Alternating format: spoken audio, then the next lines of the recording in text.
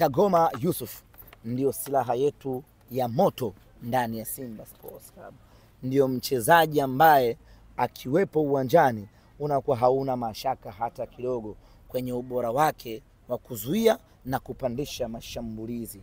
Kagoma anakuja kutakata katika dimba la Amani Complex. Kagoma anakuja kufanya kazi iliyomleta Simba Sports Club. Kagoma anakuja kuonesha ni kwa namna gani sisi tulitumia mabavu, tulitumia nguvu ya ushawishi wa kifedha kumchukua Yusuf Kagoma.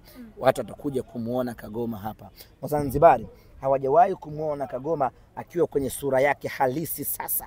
Sura yake ya ukatili, sura yake ya kiuaji, sura yake ya kiungo mkabaji. Watamuona tarehe 20 hapa.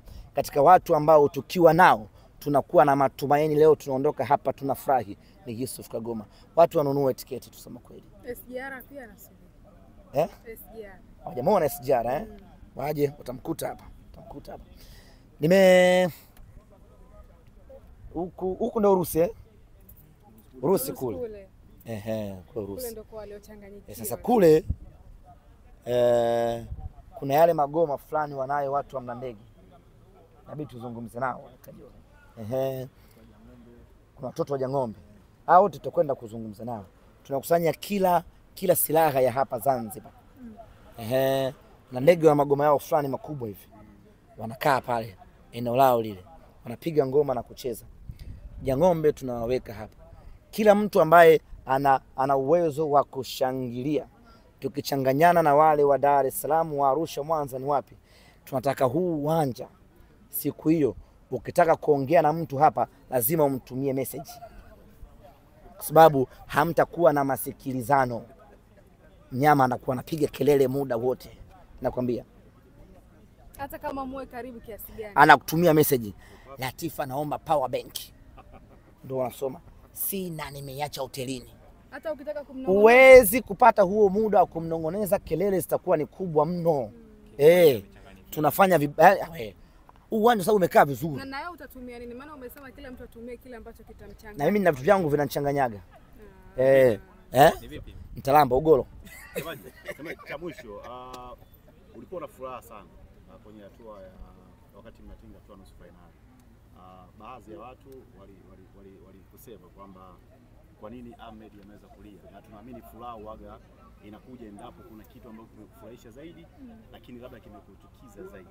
Unaweza kutumia dakika moja tu kuweza kuzungumzia hili. Unazungumzia kulia. Tuliliona ni chozi la nusu finali. Sasa msinikumbushe, nitalia tena.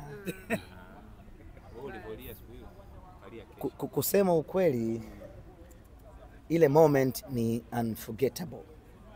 Hakuna mtu ambaye anaweza akasahau ile moment. Na mimi nikwambie, kila mtu ukimuuliza ile moment ya Kapombe anakwenda kupiga penati ya mwisho alikuwa kwenye hali gani, atakwambia alikuwa kwenye hali gani. Hakuna mwana Simba aliyekuwa kwenye hali ya utimamu wa 100% wakati ule. Hayupo. Kila mtu alikuwa amechanganyikiwa kwa namna yake. Na kila mtu alikuwa ana namna yake ya kupokea lile jambo.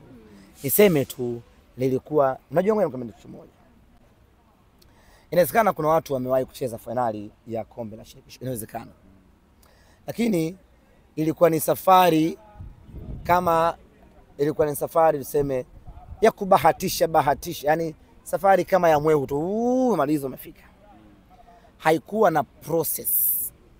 Sasa safari kama hizo huwa hazitiagi uchungu wala huwezi kuonesha furaha yako. Sababu ndani yake inakuwa na mbahatisho tu, umefika. Yaani tumefika nusu finali, jamani mmemaliza. Sijui umeelewa Ni tofauti na Simba. Simba tumekuwa na process. Mnakwenda mnakwama. Mnakwenda mnakwama. Mnakwenda mnakwama. Kwa hiyo ile process unapoona sasa unakaribia kufanikiwa kwenda kwenye kigingi ulichokwama kwa miaka 6, lazima upate hisia zenye mchanganyiko wa uchungu na furaha. Ndicho ambacho kilinitokea. Na mimi personally ni robo finali ilikuwa ya 4 ile tunacheza. Sasa just imagine 3 nzima nimezishuhudia tukigonga mwamba. Ya 4 naiona kabisa tunakwenda kufanikiwa. Unategemea nini hapo Latifa Mpenja TV? Lazima ulie. Lazima upate hisia. Sio kulia. Unajua kulia ni kutoka machozi. Nazungumzia hisia, emotional ambayo yuko ndani. Kwa hiyo ilikuwa ndani kwamba asante Mungu, tunakwenda kukivuka kiunzi ambacho kilikuwa kinatukwamisha. Ndio maana unapata zile hisia.